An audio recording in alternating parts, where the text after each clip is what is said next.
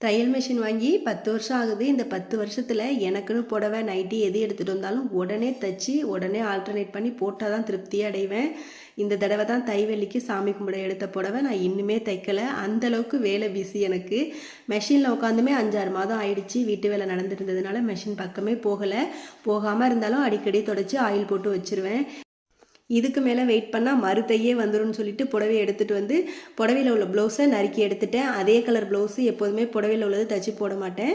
அதில் டார்க்காக pink colour இருந்தது, அதையே தைச்சி போட்டுக்கலான்னு சொல்லிட்டு தான் ப்ளவுஸும் வாங்கிட்டு வந்திருந்தேன். இப்போ புடவையை ஓரம் மட்டும் அடிக்க போகிறேன்.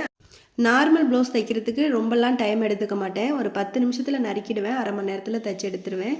இவ்வளோ நாள் நல்லா இருக்கும் போதெல்லாம் எதுவும் பண்ணாமல் இருந்துட்டு இன்றைக்கி எனக்கு பேக் பெயின். இன்றைக்கி போய் ஞான உதயம் வந்திருக்கு இதை தைச்சி எடுக்கணும்னு சொல்லிட்டு.